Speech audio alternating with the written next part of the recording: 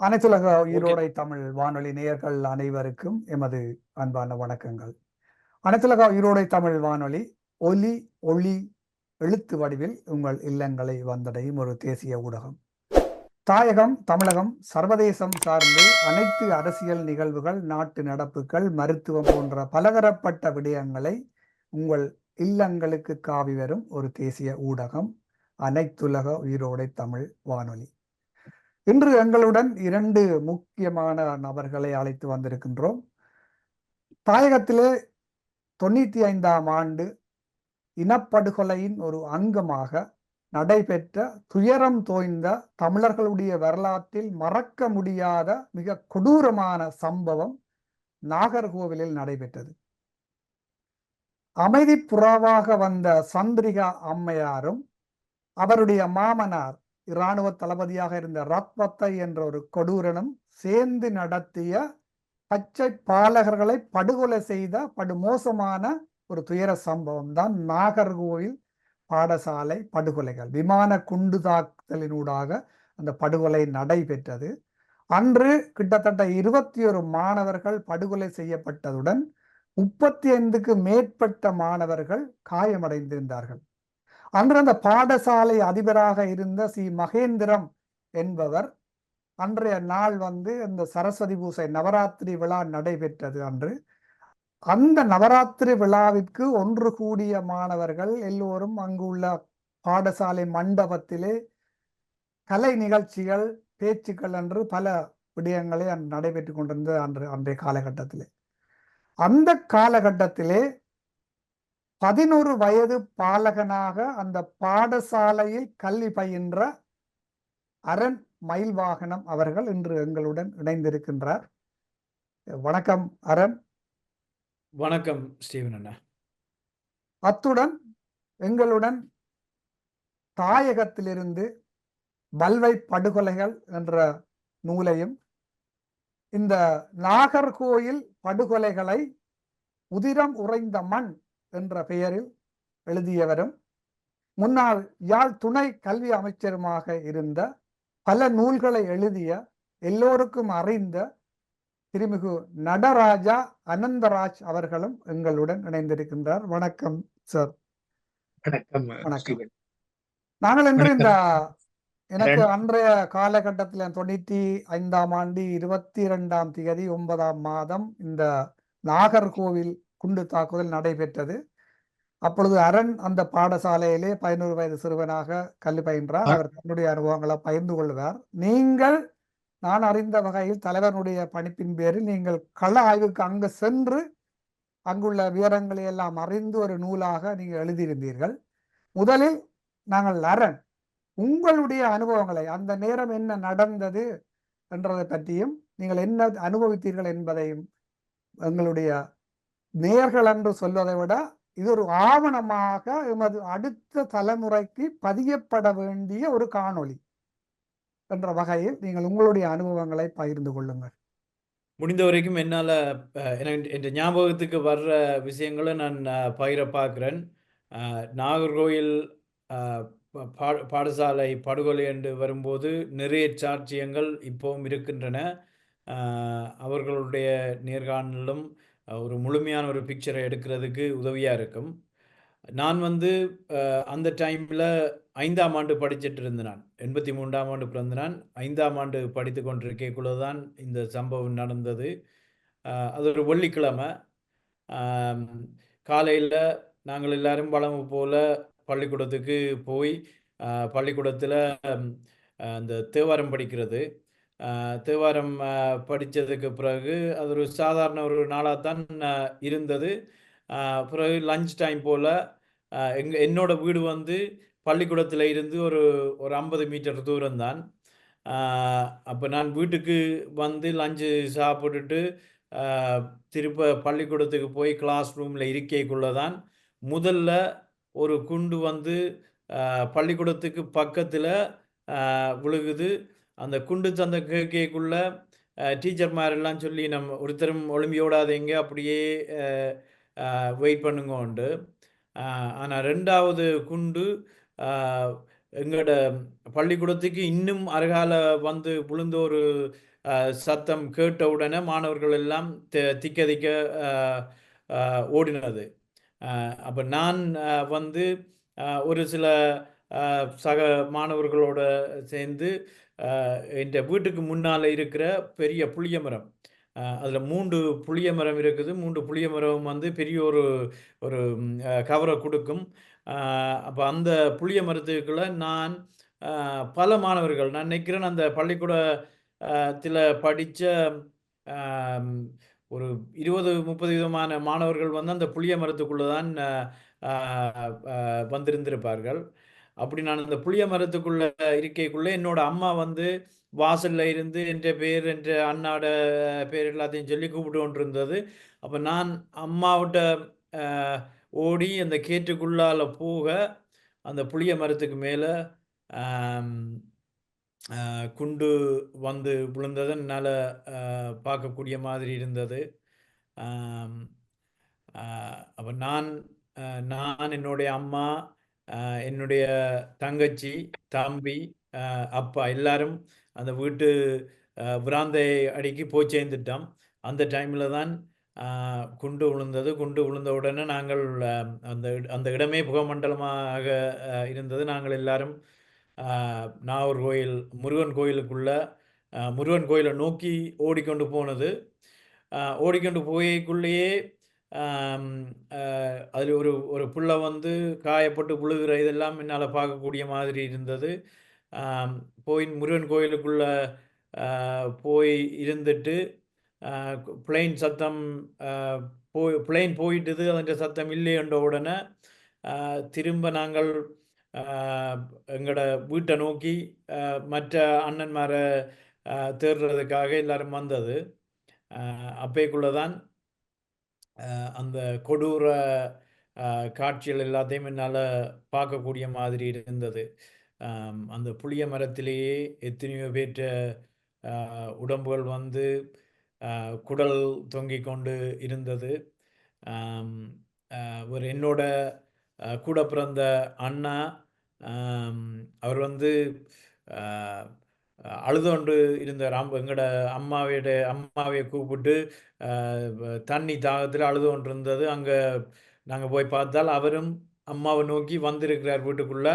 அந்த கேட்டு தாண்டி வரைக்குள்ள கேட்டில் ஒரு ஸ்ட்ராப்னல் வந்து வெட்டுப்பட்டு அவற்றை என்ன இடுப்புக்கு கீழே ஆள் எல்லா என்ன லிம்ஸ் எல்லாம் இழந்து தண்ணிக்காக தண்ணி வேணுமென்று கேட்டு கொண்டிருந்தவர்.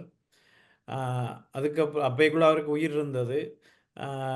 அவரை அங்கே ஒரு சில வாகனங்கள் நிறுத்தப்பட்டிருந்தன. அந்த வாகனங்களில் பூட்டில் ஏற்றி மந்திய ஹாஸ்பிட்டலுக்கு கூட்டிக்கொண்டு போனது. கூட்டிக்கொண்டு போய் அவர் ஹாஸ்பிட்டலில் இருந்தது. அன்றைய நாள் வந்து என்னுடைய பெரியப்பாட பிள்ளைகள் 3 பேர் அந்த ஸ்பாட்டிலே இறந்தது. மொத்தமாக 23 மாணவர்கள். அதில் எனக்கு பிடித்த ஒரு நண்பர் கோபிநாத், என்னோட படித்த ஒரு பொடியனோட மூத்த அண்ணன். அவர் வந்து குடல் தொங்க அந்த புளிய மரத்தில் தூங்கி கொண்டு இருந்த காட்சி என்னால் இன்றைக்கும் மறக்க முடியாது. நான் இன்றைக்கு இந்த ஆஸ்திரேலிய நாட்டுக்கு புகலிடம் வந்து 28 வருடங்களாக போகுது. இன்ற வரைக்கும் எங்களுடைய இனப்படுகொலையை வந்து உலகுக்கு வெளிக்கொண்டு வரணுமென்ற வர்றதுக்கான அந்த இன்ஸ்பிரேஷன் வந்து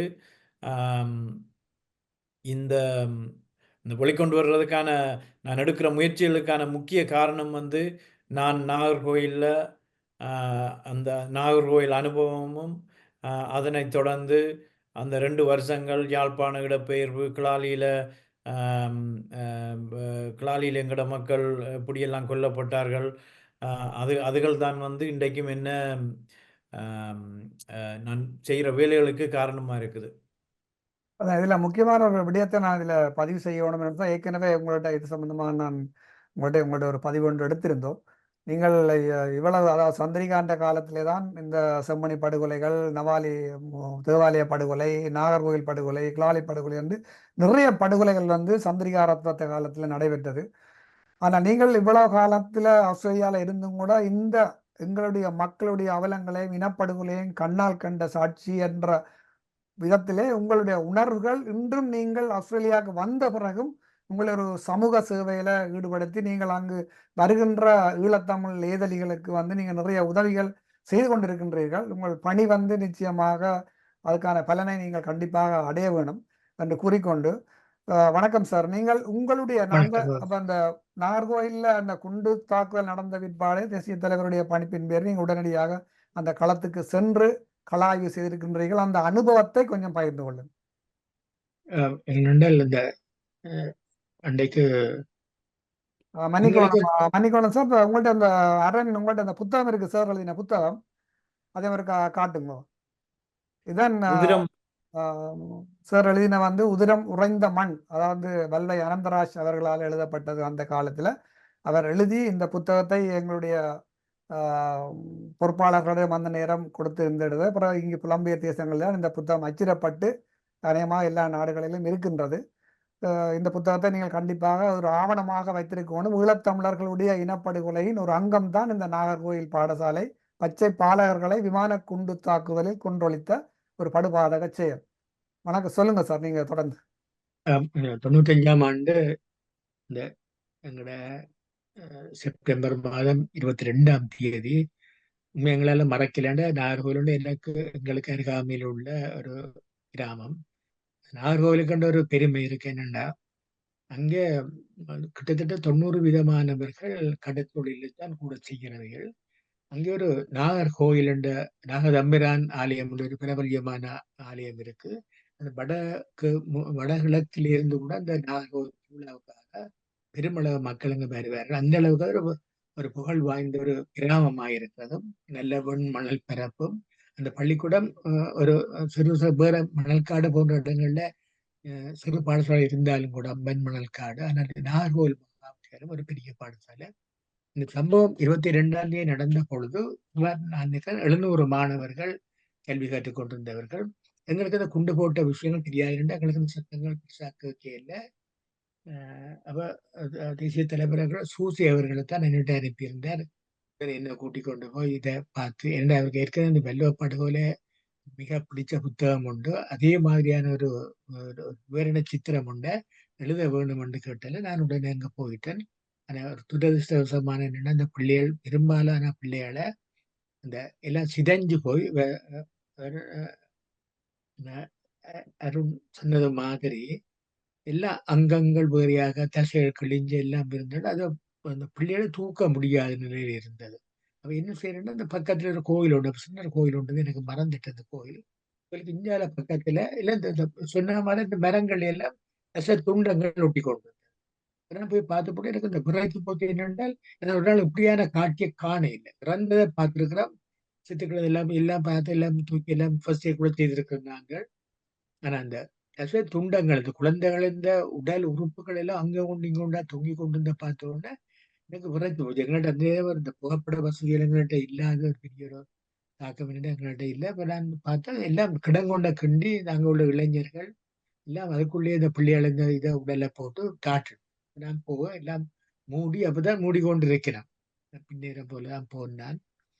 அதனால நான் இந்த பள்ளிக்கூடத்தை பார்த்த பொழுது இந்த பள்ளிக்கூடத்துல இந்த இந்த வெள்ளை சட்டைகள் எல்லாம் ரத்தம் தோய்ந்திருந்தது. ஒரே சிவப்பா இல்ல கரை இந்த என்ன கிழிஞ்ச அந்த புத்தக பைகள் எல்லாம் ரத்தம். புத்தகங்கள் கூட இல்ல விரிச்ச நிலையில பிறந்த நிலை இருக்கு. இது எல்லாத்தையும் ரத்த துளிகள். அந்த பிள்ளைகள் இந்த ரத்தம் பண்றது ஒரு ஒரு எங்களோட நெஞ்சே ஒழுக்குற மாதிரி கிடந்தது. அதை வச்சுக்கொண்டு நான் எழுத வேணும்ன்றதுக்கு முதல் நான் அந்த இவர் சொன்னது மாதிரி நான் சொல்லி பெற்ற வீட்டை நான் போயிருக்கலாம். இந்த வீடுல உள்ள கொஞ்சம் கொஞ்சம் வீடுகள்ல போய் எல்லாம் கதைச்ச பொழுது அதுகளால இந்த கதைக்க முடியலைன்னா சாரி அன்றைக்கு பின்னேரம் தான் போனேன். ஆனா அடுத்த நாள் நான் நின்றுறான் அங்க. 2 நாள் அங்க நின்றுனான். ஒவ்வொரு வீடுகள்லயும் இல்ல அநேகமானாக்கள் எனக்கு தெரியும். நான் அப்பொழுது வெற்றிலக்கேணி பரமேஸ்வரா ஆகிய அதுல நான் அப்ப அதிபராக இருந்தேன். அதுக்கு பிறகு நான் சித்தி விநாயகர்ல இருந்த பொழுதுதான் மன்னிக்கோணும் உடுப்பட்டி அமெரிக்கன் சங்க கல்லூரியில் அதிபராக இருந்தபோது அந்த சம்பவம் நடந்தது. ஆனா போய் கொஞ்ச நாள் எல்லாரோடையும் கழிச்சு எல்லா விடயங்களையும் தொகுத்த பொழுதுதான் இவ்வளவு ஒரு பாரதூரமான சம்பவம் நடந்திருக்கு என்று நான் இதை எழுத தொடங்கினேன். அது என்ன மாதிரி அது என்னன்னா நாகர்கோவில்ல குண்டு வீசுறக்கு முதல் 2 நாட்களுக்கு முன்னரே மணல்காட்டு பகுதியெல்லாம் மக்களை நோக்கி விமான தாக்குதல்களும் எறிகண தாக்குதல்களும் கடல்ல இருந்து பீரங்கி தாக்குதலும் அடிக்கப்பட்டது. அதிலே முதல் நாளே 3 பள்ளிகள் இறந்திருக்கு, பள்ளிக்கூட பள்ளிகள். கணக்குல வரே இல்லை. 3 பள்ளி அதான் அவர் 21 24ன்னு சொன்னது. உண்மையா 24 தான். 21 கணக்குல வந்திருக்க ஒழிய இல்ல முதல் நாள் அந்த பாடசாலை அதிபரும் இதுல ஒரு இடத்துல பதிவு செய்திருக்காருன்னு சொன்னா அவர் அன்றைக்கு அந்த சரஸ்வதி பூசி என்றபடியால் பாடசாலைக்கு சைக்கிள்ல வந்திருக்கிறார். அப்ப அந்த மணல்காட்டுல முதல் குண்டு விழுந்திருக்கு காலையில 7:30 மணி போல.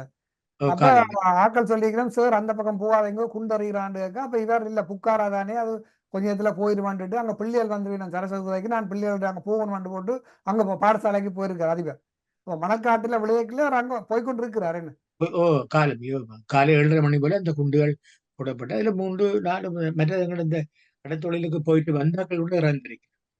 அன்றைய காலம் நடந்த பிறகு எதிர்பார்க்கையில பள்ளிக்கூட பிள்ளைகள் எல்லாம் பலமா போல அது இந்த வடமராட்சி கிழக்க பொறுத்தவரையில கல்வி என்பதுக்கு ஒரு முக்கியத்துவம் கொடுக்குற பிரதேசம், ஒரு கட்டுப்பாடான வாழ்க்கை ஒன்று அங்கே இருக்கு. அப்ப எல்லா பிள்ளைகளும் ஓரளவுக்கு அங்க வந்துட்டோம். வேற 2 பிள்ளைகளும் சொன்னது மாதிரி அந்த சரஸ்வதி பூசை நடந்தவுடைய பிரார்த்தனை எல்லாம் நடந்தாலும் அந்த நல்லா பாடின பிள்ளையும் கூட அதுல காயப்பட்டு இறந்திருக்கிறாங்க. அது புக்காரா விமானங்கள் வந்து அடுத்து 15 குண்டுகளை போட்டாங்க. முதல் அந்த வேலியோட அந்த முன்கம்பி வேலியா இருந்தது பள்ளிக்கூடத்துக்கு. அதுல வந்து நீங்க நல்லா பாடி நல்லா அந்த ஒரு ஒரு ஒரு ஒரு உரையொன்று நிகழ்த்தி இருக்கிறான். நல்ல நிகழ்வு உமாதேவி அவங்க பேர். உமாதேவி நான் என்னோட புக்ல போட்டுருக்கேன். உமாதேவி நல்ல ஒரு பாடல் பாடி அந்த பிள்ளையும் அதுல இறந்திருக்கிறா. முதல் குண்டு விழுந்து அப்புறம் அங்கே பக்கத்துல கோயில் அந்த அத்தி மரமும் அந்த இருக்கு அதுல விழுந்திருக்கு. அடுத்தடுத்த 2 குண்டுகளும் பள்ளிக்கூடத்துக்கு விழுந்தேன். அப்ப அந்த இதுல அந்த சத்தம் அது எல்லாம் அங்க உள்ளாக சொல்லிச்சுன்னா நாகர்கோவில் கிராமம் முழுக்க அந்த அவல குரல் கேட்டது. நவாலி படுகொலை நடந்த போல எப்படி ஒரு அவல குரல் அந்த நவாலி கிராமம் முழுக்க எதிர இருந்ததோ அதே மாதிரி நாகர்கோவில் ஒரு பரந்த வழி அந்த வழியில அந்த பள்ளிக்கூடம் இருந்தது. அந்த கிராமத்துல எல்லாம் அதிர்ந்து போச்சு. நம்ம வந்து ஓடியோட ஒவ்வொரு பேரண்ட்ஸும் ஓடி தேடினவங்களோட பிள்ளைகள் ஆனா அவையிலும் போக முடியாம இருந்தது. செல்லும் அடிச்சு கொண்டு வந்தாங்க அந்த நேரம். அப்ப இந்த ஒரு மிக மிலேச்சத்தனமான ஒரு படுகொலைகள் நடந்ததுன்றது நாங்கள் இதை கண்மூடி கொண்டு பார்த்து கொண்டு இருக்கல. அது அவ்வளவு பச்சை குழந்தைகள் அவங்க என்ன ஆயுதமின்றி போராடுற பிள்ளைகள் ஆயுதமின்றி போராடுறவங்களுடைய பிள்ளைகள் எல்லாம் பச்சிலம் எல்லாம் 11ஆம் வகுப்புக்கு உட்பட்ட பிள்ளைகள். இங்க இளவல இல்ல 11ஆம் வகுப்புக்கு உட்பட்ட பிள்ளைகள்டா சின்ன பிள்ளைகள். அந்த பிள்ளைகளை இந்த அலறி துடிச்ச காட்சி அதை சொல்லுவேன். இந்த எல்லாம் சொல்லிக்கா நான் என்ன எனக்கு நான் முழுமையா என்ன எழுத முடியாம இருந்தேன். அவைகளுடைய கதையிலே தெரிஞ்சது எப்படி அந்த கிராமம் அந்த நேரம் கல்லோலப்பட்டுதான்றது. அந்த தசைகள்ல தொங்கிக் கொண்டிருந்தா நான் பார்த்தேன். மரங்கள்லயே அந்த கோவில் சுவர்கள்லயே அந்த தசைகள் தொங்கிக் கொண்டிருந்தது. அந்த அவ்வளவு பிள்ளைகள் இந்த சிதறி போன உடுப்புகள் புத்தகங்கள் எல்லாம் கூட அது கூட பற்றி தான் காட்டேன். ஏன்னா அதை திரும்ப பாவிக்கல. அதை பார்த்து கொண்டிருக்க மேலாது இப்படியான ஒரு சூழல்ல நாகர்கோவில் மகா வித்தியாலய மாணவ படை இது வந்து அரசாங்கத்துக்கு தெரியும். வெட்ட வழியில ஒரு பாடசாலை கட்டிடம் இருக்கிறது. அதுவும் மேல அந்த ரெட் குரஸ் ஒன்றும் போட்டிருந்தேன் பள்ளிக்கூட கூறி ஒன்றில் இந்த செஞ்சிருவேன் இந்த ஒரு பாதுகாப்பான அதை பார்த்து அதை நோக்கித்தான் அடிச்சது. நவாலி படுகொலை நவாலி சேர்ச்சியை நோக்கி எப்படி குண்டுகள் வீசப்பட்டதோ சேர்ச்சி தெரிஞ்சு வீசப்பட்டதோ அதே போன்று நாகர்கோவில் பள்ளிக்கூடம் தெரிஞ்ச நிலையில தான் இந்த குண்டுகள் வீசப்பட்டது. இது ஒரு புள்ளி நான் போய் இதுல கொஞ்சம் பேர் அம்மன் ஹாஸ்பிட்டல்ல கொண்டே அட்மிட் பண்ணியிருந்தவர்கள். அந்த நேரம் அவங்களுக்கு போக்குவரத்து வசதிகளும் மிக குறைவா இருந்தது. இல்லாத இதுல டிராக்டர் வழியும் இந்த 2 வீலர்ஸ்ல தான் கொண்டு போய் அங்க சேர்த்து அப்புறம் அங்க இருந்து மந்திய கொண்டு போய் ஞாபகம் நாட்கள் அட்மிட் பண்ண அங்க அட்மிட் பண்ண நாட்களே தலைவர் சேர்த்திருக்கணும் 4ஆம் நாள் ஹாஸ்பிட்டலுக்கு போய் பார்க்க போனார். அங்கேயும் கொஞ்சம் பேரை படுத்து பார்க்க போகும்போது அங்கே ஒரு பிள்ளை சுபாஷினி அந்த பேர் ஞாபகம் இல்லை 6 வயது பிள்ளை உண்டு பெட்ல படுத்துக்கிறா கால் பெட்ஷீட்டால மூடி இருக்கு தாய் நிக்கிறா. நானும் போய் பார்க்க நான் கொஞ்சம் பார்த்து கொண்டிருக்க அந்த தாய் அந்த பிள்ளை கேட்குது ஒரு துன்பகரமான யாருக்கும் வரக்கூடாத இந்த காட்சி. தாய் கேட்குது அது 5 நாளுக்கு பிறகு நிற்கிறேன் அம்மா மாமா வெளிநாட்டில் இருக்கிறார் மாமா எனக்கு கால் சரம் பாத சரம் வாங்குறதுக்கு காசு அனுப்புற 2 பேர் அனுப்பிட்டாரோ அதை வச்சுக்கொள்ளுங்கோ. அப்ப அந்த தாய் மனசே விக்கிச்சு போய் நிற்கிறாயின்னா 2 காலம் இல்லை 2 காலம் வந்து இந்த காலுக்கு கால் சரத்தை போட போகுது பார்த்து கொண்டு அந்த அந்த பிள்ளையில நான் இருக்கிறேன் அப்ப கதை கேட்க அந்த பிள்ளையில இந்த சோகம் பெரிய இல்லை தான் வாழவன் அந்த வாழலாம் நம்பிக்கையோட அந்த பிள்ளை கதைக்குது. அம்மா அந்த காசை அந்த காசை பாதஸ்தரத்தை நீங்க வாங்கி வையுங்கோ எண்ணாக்கள் போடுறது மாதிரி நான் பொய்க்கால் போட்டுக்கூட 2க்கும் போடுவேன் நான். ஒரு உருக்கமான சம்பவம் என்ன அந்த வயதுல அந்த குழந்தை அப்படி சொல்லுதுன்னு சொன்னா இது ஒரு மிக ஒரு உருக்கமான மனதுக்கு வேதனை அளிக்கிற ஒரு சம்பவம். அது கேட்டுக்கொண்டு என்னால தாங்க முடியாது அந்த தாய் பத்தி ஓன்னு குளிரத்து வாங்கிட்டார். அங்க உள்ள நர்சஸ் எல்லாம் ஓடி வந்து இல்லையம்மா வாங்க வாங்கன்னு கூட்டி கொண்டு போய் சரிங்க அப்ப என்ன தெரிஞ்ச பிள்ளையெல்லாம் அந்த நர்ஸா இருந்தேன் கொஞ்சம் விடுங்கன்னு சொல்லி போட்டு நானும் தடையை போட்டு இல்லையம்மா நீங்க சும்மா வந்துடுவீங்க நீங்க வாழுவீங்க நல்லா இருப்பேன் நல்லா இருக்க வேணும் அந்த விஷ் பண்ணி போட்டு நான் வந்து அதே மாதிரி ஒவ்வொரு சம்பவங்களும் காயத்திலே தப்பின பிள்ளைகளது ஒவ்வொரு பார்க்க போனா பல பேர் அங்கங்கள் இழந்திருக்குது கை இழந்திருக்கள் கால் இழந்திருக்கிறாள் இப்ப எவ்வளவு அங்கங்கள் இழந்த பிள்ளைகள் தான் இன்னைக்கு அங்க இருந்தவை அந்த இடம் அதுல பெரும்பாலான நாட்கள் இப்ப புலம்பெயர்ந்து அது வாழ முடியாத ஒரு சூழல் வாழ்ந்துட்டது. யாரோ தனிப்பட்ட ஒரு பிரதேசமாக இருந்தது துண்டிக்கப்பட்டது வடமராட்சியோட ஒரு பெரிய நிலப்பரப்போட துண்டிக்கப்பட்டிருந்த இடத்துல எல்லாருக்கும் ஒரு பயம் அங்க இருந்து உடன் தப்பியோட இல்லாத என்ன செய்யலாது பொருட்கள் வாங்க இயலாது எல்லாம் கட்டுப்பாடுகள் தட்டுப்பாடு இருந்த நிலையில எந்த பொருட்களும் வாங்க இயலாது எரிபொருள் தடை எல்லா நிலையிலே அந்த மக்கள் வாழ்ந்து கொண்டு கேட்க இதுகளுக்கு ஏற்பட துயரம் துன்பம் உண்டது சொல்லனா துன்பம் உண்டு.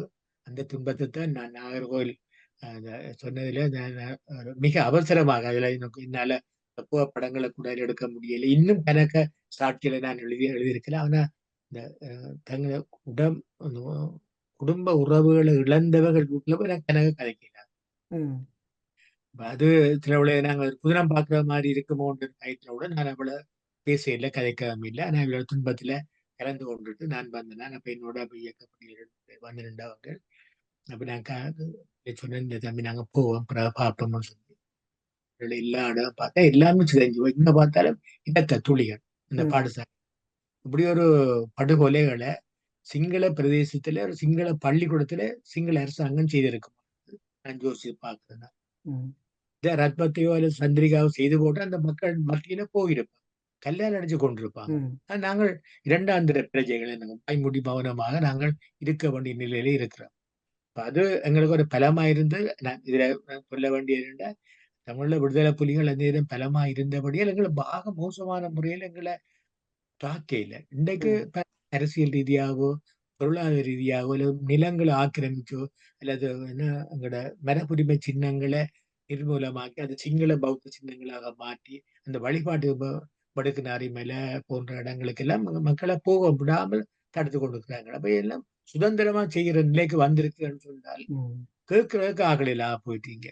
30 வருட ஆயுத போராட்ட காலத்தில் தான் தமிழர்களுடைய மரபுரிமைகளும் தமிழர்களுடைய பூர்வீக காணிகளும் பாதுகாக்கப்பட்டதில் என்றது வந்து எந்த மாற்று கருத்து எந்த 30 வருஷ போராட்டம் இல்லை என்றால் 30 வருஷத்துக்கு முன்பே எங்களுடைய நிலங்கள் எல்லாம் அபகரிக்கப்பட்டிருக்கு.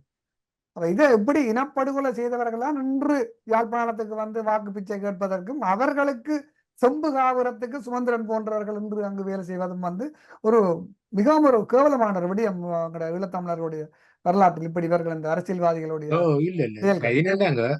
இதுல காலங்காலமா இந்த மண்ணுக்குள்ளேயே வாழ்ந்து பல்வேறு போராட்டங்கள் தந்த செல்வா இருந்த பொழுது தலைவர் தேசிய பிரபாகரன் அவர்களுக்கு முதல் தேசியத்தை வளர்த்தவர் தந்தை செல்வா அவரோட வளர்ந்தவர்கள் மனத்துல உணர்வு இருந்தது. ஆனா இங்க இருந்து கொழும்புல வளர்ந்து கொழும்புல படிச்சு கொழும்பு அரசியலுக்குள்ள வாழ்ந்து வருவார். இங்க வந்து அது எனக்கு ஆச்சரியம், சுமந்திரன் வடமராட்சி கிழக்கண்டது எனக்கு பிறகுதான் தெரியும். ம். அவரு தேசிய பட்டியல் எம்பியா வந்து தெரிவு செய்யப்பட்டது. இங்க இருந்து யாருமே பாவிக்காம இருந்த வீட்டை தந்தையோ தாயின் வீடு குடத்தினை நினைக்கிறேன், அருண் குடத்தினையில அந்த வீடை திருத்தி தான் வடமராட்சி கிழக்கு என்று சொல்லிக்கொண்டு இன்றைக்கு எலெக்ஷன் கேட்கிறாரு. இன்னைக்கு எவ்வளவு மோசமான வீழ்ச்சி பாருங்க. ம். இன்னைக்கு சஜித் பிரேமதாஸ் ஒரு கூட்டத்துல பேசுறார். பிரபாகரன் அவர்கள அப்ப நிபந்தனை ஏக வசனத்துல ம். பயங்கரவாதி என்று அவன் பேசுறாரு இருந்தோம். ஆமா. அவருக்கு கொண்டு வந்து அவருக்கு சப்போர்ட் பண்ணணும்னு டவுன் மக்களை கேட்டுக்கோங்க. ம். இவன் என்ன அனுரகுமாரா அனுரகுமார சொல்றது திசாநாயக்க. எந்த வகையிலேன்னு நான் வடகிழக்க நினைக்க மாட்டேன். ஏன்னா அவர்கள் வடகிழக்கு பிடிச்சது அவங்கள்ட்ட பிடிச்சவங்கல்ல ஜேவிபி. நாவல்ராஜ் சொல்றார், தமிழ்நாடு திருத்த சட்டத்துக்கு அமல்படுத்தவே மாட்டேன். இப்படிப்பட்ட ஆட்களுக்கு எல்லாம் ரணில் விக்ரமசிங்க தமிழ் விடுதலை புலிகள் இயக்கத்தை பிளவுபடுத்தினது அவர். இனப்படுகொலை செய்த மைந்தனுடைய மைந்தர் நாமல் ராஜபக்ச இன்று நாமல் யாழ்ப்பாணத்தில் வந்து யாழ்ப்பாணத்தில் சாதி பிரச்சனை பெரிய பிரச்சனை சாதி. சொல்லி இன்றைக்கு மேடை போட்டு பேசுற அளவுக்கு இன்றைக்கு நாங்கள் ஒரு கீழ்நிலைக்கு போயிட்டோம். சாதி பிரச்சனை கலைக்கிற இன்றைக்கு அளவுக்கு தூக்கி கட்சி கொண்டு கலக்கிறது இன்றைக்கு யாழ்ப்பாணத்துல. அது மக்கள் கொஞ்சம் எழுச்சி வைத்து கொஞ்சம் கல்லறிந்த அவனுக்கு அடுத்த படிப்பு இருக்கு. அது நீ கல்லறை என்ன விழுந்திருக்கிறது. என்ன கதைக்கலான்ற நிலையில அவர் ஓடி போய் தாய்க்காரி மீது ஓடி போய் பக்கத்துல நின்று எல்லாம் எவ்வளவு நீங்க அழியுங்களே, ஆனா இப்ப எங்களோட வாக்கு கேட்க வாங்க. அதான் அந்த நிலையில நாங்க தமிழ் மக்கள் இருக்கிறோம்.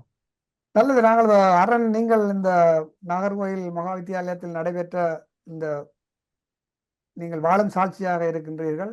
உங்களுக்கு 11 வயது, இப்ப எல்லா விடயங்களையும் ஞாபகம் இருக்கும் என்று சொல்ல முடியாது. ஆனால் இருந்தாலும் நீங்கள் உங்களுடைய மனதில் இருக்கிற அத்தனை விடயங்களையும் நீங்கள் பதிவு செய்திருக்கின்றீர்கள். வேறு விடயங்கள் இருந்தாலும் நீங்கள் இதில் பதிவு செய்தால் நல்லது. நான் நினைக்கிறேன் நாகர்கோயிலில் இருந்த அந்த குண்டு தாக்குதலில் மிச்சமாக இந்த உயிர் தப்பி இருக்கிறது நீங்கள் ஒரு ஆள் மட்டுமல்ல, இன்னும் பல பேர் இந்த புலம்பெயர் தேசங்களிலே இருப்பார்கள். அவர்களையும் தேடி வந்து நாங்கள் இதுவரை ஒரு பதிவாக கொண்டு வர வேண்டும் என்ற அடுத்த தலைமுறைக்கு பதியப்பட வேண்டும். இவ்வளவு கொடூரம் எங்களுடைய இனத்துக்கு நடந்தது சிங்களவர்களால் நடந்தது, சிங்கள அரசால் நடந்தது. ஒரு நாட்டுக்குள்ளே வாழ்ந்த ஒரே மக்களை இப்படியெல்லாம் கொலை செய்தார்கள், இனப்படுகொலை செய்தார்கள் என்ற விடயத்தை நாங்கள் அடுத்த தலைமுறைக்கு பாய்ச்ச வேண்டியது வந்து எங்களுடைய கடமை. அரண், நீங்க கதை. நிச்சயமா இந்த ஒவ்வொரு படுகொலைகளும் எங்கள மக்கள் வந்து அனுபவித்த ஒவ்வொரு துன்பங்களும் வந்து கண்டிப்பாக நாங்கள் ஏதோ ஒரு வகையில் பதிவு செய்து வைக்க வேண்டியது. அந்த வகையில் இப்போ இந்த நேர்காணல் வந்து முக்கியமானதாக நான் பார்க்குறேன். நாகர்கோயில் குண்டுவெடிப்பை பொறுத்த வரைக்கும் ஐயா சொன்ன மாதிரி அது வந்து இலங்கை அரசாங்கத்துக்கு மாணவர்களை நாங்கள் கொலை செய்கிறோமென்று தெரிஞ்சுதான் கொலை செய்தது. அந்த அந்த வெட்ட வழியில் 800க்கும் மேற்பட்ட மாணவர்கள் வந்து வெள்ளை யூனிஃபார்மில் போகைக்குள்ள அவங்களுக்கு கண்டிப்பாக தெரியும் யாரை கொலை செய்கிறாங்கன்ட்டு. திட்டமிட்டு மாணவர்களை டார்கெட் பண்ணி கொலை செய்தது தான் நாகர்கோவில் படுகொலை. அதுக்கு முன்னாடி நடந்த ஒரு சம்பவம் உண்டு. என்ன ஒரு 2 வீக்ஸுக்கு முன்னாடி நினைக்கிறேன், நாகர்கோவில் குண்டுவெடிப்புக்கு 2 வீக்ஸுக்கு முன்னாடி எனக்கு நல்ல ஞாபகம். ஹெலிகாப்டரில் வந்து துண்டு பிரசுரங்கள் போடப்பட்டது கிராமத்தில். துண்டு பிரசுரங்கள் என்ன மாதிரி என்றால், இந்த உங்களோட கிராமத்தில் வந்து இராணுவ நடவடிக்கை நடந்தால் நீங்கள் வந்து இருக்க வேண்டிய இடங்கள் பள்ளிக்கூடத்துக்குள்ள அல்லது கோயில்களுக்குள்ள தஞ்சங்கோரணும், நீங்கள் வெளியில் இருக்கக்கூடாதுன்னு சொல்லி துண்டு பிரசுரங்கள் ஹெலிகாப்டரில் கொண்டு வந்து டிஸ்ட்ரிபியூட் பண்ணினது. அதுக்கப்புறம் இப்போ நவாலி செயின்ட் பீட்டர்ஸ் சர்ச், அப்புறம் நாகர்கோவில் படுகொலைன்றது இதெல்லாம் வந்து மக்களை வந்து இப்படியான இடங்களுக்குள்ள போய் இருக்க சொல்லிட்டு அதே இடங்களை தாக்கினன்றது என்னை பொறுத்த வரைக்கும் அது திட்டமிட்டு செய்யப்பட்ட ஒரு படுகொலையாக தான் பார்க்க வேணும். அதுவும் அரசாங்கம் வந்து திட்டமிட்டு செய்த படுகொலை. ஏன்னா மக்கள் எல்லாரும் ஒருமிச்சு ஒரு இடத்துல வர வச்சு அவ்வளவு கூடினா தமிழர்களை கொல்லலாமோ அதுதான் அவர்களுடைய டார்கெட், அதான் அவர்களுடைய எய்ம். இப்ப நோபய சூழ்நிலை என்ன மாதிரி அந்த கடைசியில முள்ளிவாய்க்கால் இனஅழிப்பு நேற்று நோபய சூனுக்கு போங்கன்னு சொல்லி போட்டு குண்டு தாக்கல் அங்க நடத்துறாங்களோ, இது ஏற்கனவே பல வருடங்களுக்கு முன்னாலே வந்து நீங்க தேவாலயங்களுக்கு போங்க, பாடசாலைகளுக்கு போங்க என்று சொல்லி மக்களை ஒரு கூட்டமாக வர வச்சு அங்க வச்சு அங்க அழி- வச்சு கொண்டு போகணும். இல்ல திட்டமிட்ட சரியா இதற்காக திட்டமிட்ட ஒரு இனாளிப்பு தான் இது. இப்ப அருண் நவாலி சொல்ற செயின்ட் பீட்டர்ஸ் சர்ச் குண்டுவெடிப்பை பார்த்தீங்கன்னாலும் இந்த நாகர்கோவில் குண்டுவெடிப்பு என்றால் கூட ரெண்டுமே யாரை குறி வச்சு கொலை செய்தது என்றால் இளம் பிள்ளைகள், பெண்கள். ம். அந்த என்ன ஒரு ஒரு சந்ததியே உருவாகாதபடி செய்தது. இது ஒரு இனப்படுகொலைன்ற ஒரு வடிவம் தான். ஆமாம். சார் சொல்லுங்க. என்னன்னா, நீங்க சொல்றது மாதிரி இந்த பாதுகாப்பான இடங்கள்ல போய் தங்குங்கோ, அல்லது ஒரு இந்த நோ ஃபயர் சோன்னு சொல்றது என்ன, யுத்தமற்ற வலயம் வந்து பிற ஓ, போய் தங்குங்கோ சொல்லி போடுறது. இதுதான் முள்ளிவாய்க்கெல்லாம் முதல் தடை வேண்டில்லை. 86ஆம் ஆண்டு வடமராட்சி லிபரேஷன் ஆபரேஷன் தாக்குதல். அப்போ பாதுகாப்பு அமைச்சரா லலித் அகிலத் வெளியிருந்து ஜேஆர் ஜெயவர்தன் அந்த காலம். நம்ம ஜனங்களுக்கெல்லாம் துண்டு பிரச்சனை கூட சொல்லப்பட்டதுன்னா போய் பாதுகாப்பாக கோயில்ல போய் இருங்கோன்னு சொல்லி. இந்த அல்வாய் முத்துமாரியம்மன் கோயில நூற்றுக்கணக்கான ஆட்கள் போயிருந்த பொழுது அங்க பல தடவைகள் எறிகணைகள் வீசப்பட்டு அதுல 120 கிட்ட பொதுமக்கள் கோயிலுக்குள்ள, அந்த கோயில் மூலஸ்தானத்துக்குள்ள இந்த கொடித்தம்பத்துக்குள்ள எல்லாம் உடல் சிதறி வெளியான காட்சி நாங்கள பகுதியில் இருந்த நாங்கள் அதெல்லாம் கட்டுரையாக எழுதிய அது புத்தகமாக இதுவரை எழுதப்பட இல்லை. அதே மாதிரி நவாலி சர்ச் அதுக்குள்ள போய் இருங்கன்னு சொல்லி போட்டு, முருகன் கோயில்ல போய் இருங்கன்னு சொல்லி போட்டு அந்த கோயிலுக்கு போய் அடிச்சிருக்கணும். அதே மாதிரி இந்த முள்ளிவாய்க்கால வைத்தியசாலைகளை நோக்கி, பள்ளிக்கூடம் நோக்கி குண்டு தாக்கல் செய்யப்பட்டது. அதுல பர்பஸா ஒரு குறிவைச்சு அங்க இயக்கத்தை அடிக்கணுமென்ற நோக்கம் ஒன்று இல்லை. பொது மக்களை சிதற பண்ணணும், பொதுமக்களை அழிக்க வேணும், எண்ணிக்கையை குறைக்கணும்ன்றதை அவங்க டார்கெட்டாக ம். அது செய்து கொண்டிருக்கிறாங்க.